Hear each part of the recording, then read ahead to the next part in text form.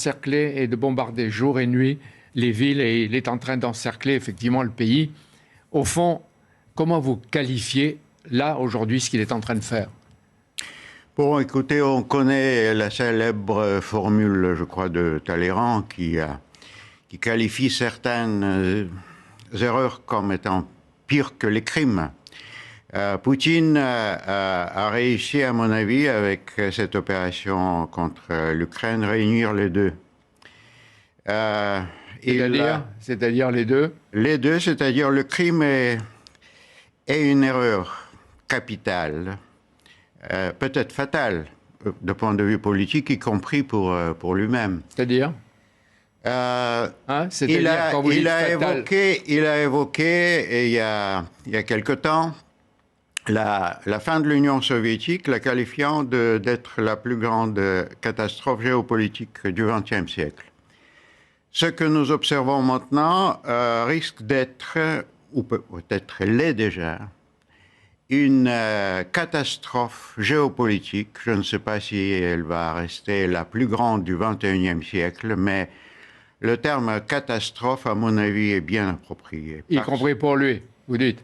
Y compris non seulement pour l'Europe, avant tout pour l'Ukraine, mais aussi pour la Russie.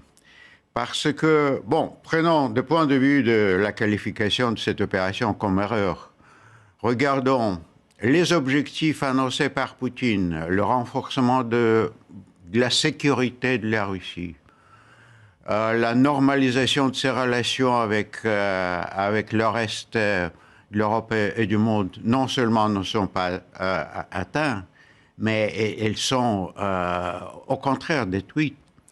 La Russie, de point de vue de sa sécurité, va faire face à la reconstruction de l'OTAN, au retour des États-Unis sur le continent européen.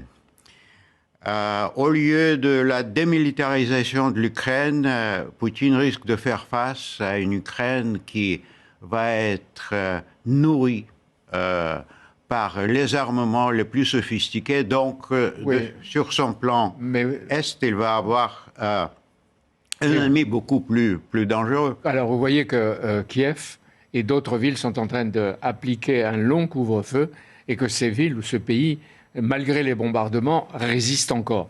Mais apparemment, Poutine ne va pas supporter un début d'enlisement. Il est en train de frapper ou d'essayer de frapper plus fort. Mais quand vous dites l'Ukraine va pouvoir vivre sous l'emprise ou le joug de la Russie de Poutine? Ça, on ne le sait pas, et j'ai l'impression que Poutine lui-même ne le sait encore, parce que, bon, nous sommes dans une situation, comme disent les Anglais, open-ended, avec une issue inconnue. Ce qui peut arrêter cette opération, je le souhaite le plus vite, c'est évidemment la résistance de l'Ukraine. Bon, on ne sait pas exactement quelle forme elle peut prendre, mais aussi le réveil de la société russe, puisque les Russes, eux, non plus, ne voudraient pas être pris en otage de cette politique qui, à mon avis, est contraire aux intérêts nationaux de la Russie. Mais en même temps, vous voyez, il ne faut pas interpréter cette crise comme une sorte de coup de folie d'un président dérangé.